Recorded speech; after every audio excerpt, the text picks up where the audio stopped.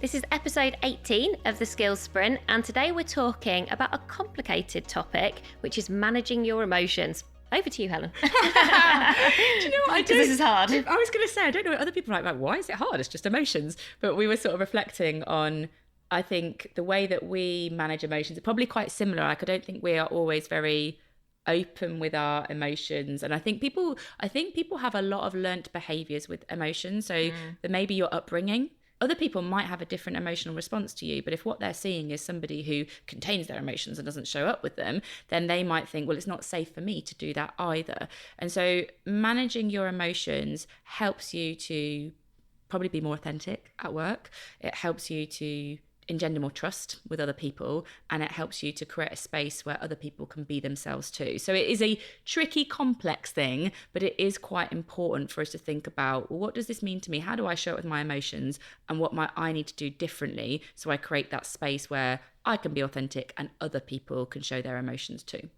So Yeah, how are we and going to do this? Yeah, I was thinking in the organisations that I worked in, certainly for a significant part of my career, nobody really showed emotion. It just wasn't a thing at work. If I think now about how common it is to talk about people's mental health, which is obviously a brilliant thing, I do think now most of the organisations say that we work with, everybody talks really openly and really positively about their emotions and how people are feeling and the impact that might have. So I do think we've come a long way, but we're definitely we're probably both of a generation where it wasn't a thing, and that's a change. I think there are two sides of the coin as well, right? There is managing your emotions, like, are you showing up with your emotions, or are you hiding them from other people for whatever reason?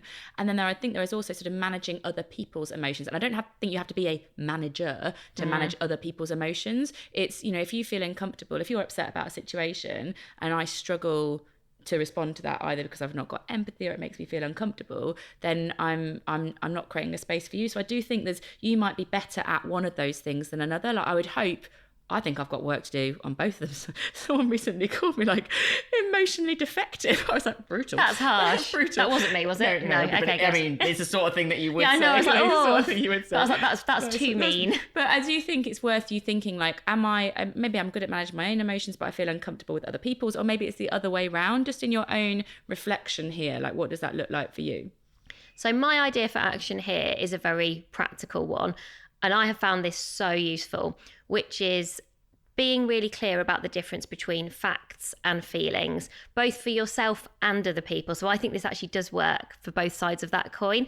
And so when things do get complicated, or perhaps people have, there is a lot of emotion, or potentially a lot of emotion, you can feel there's a lot of emotion, actually asking yourself for that clarity and asking other people for that as well.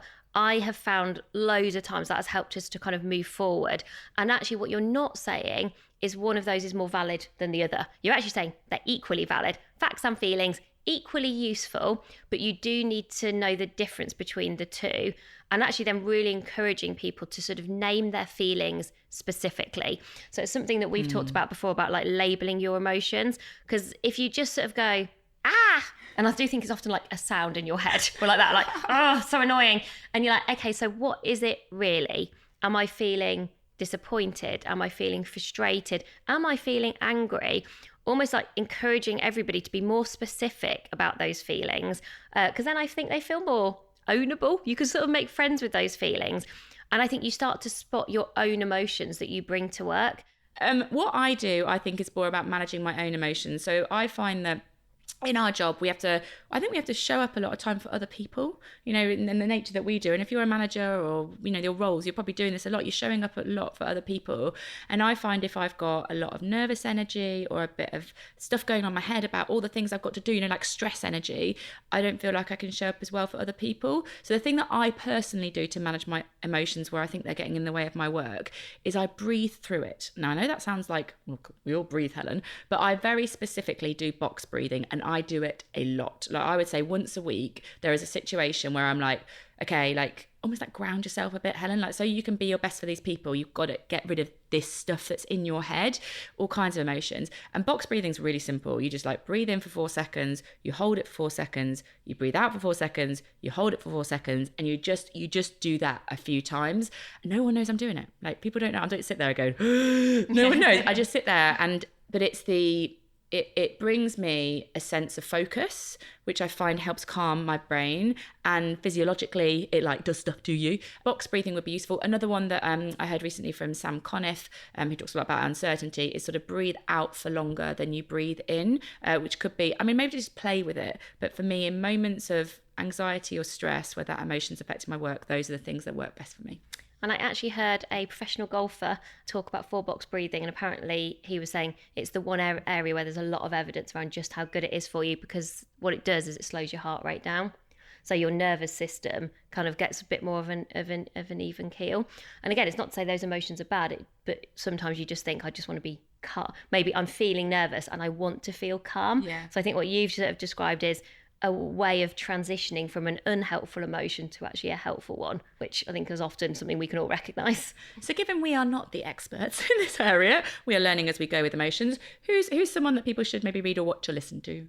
Well, I'm sure you might have seen them before, but if you don't follow Liz and Molly, you definitely should, because their illustrations are just brilliant. And they've wrote a few books, but the one that I particularly find useful is No Hard Feelings. And they do really explore this idea of emotions, how useful they can be, how to make sure that they sort of work for us rather than against us. So follow their illustrations. They've been on the podcast before, or read their book if you want to dive a bit deeper. So that is it for today's skill, and our next skill is all about goal setting.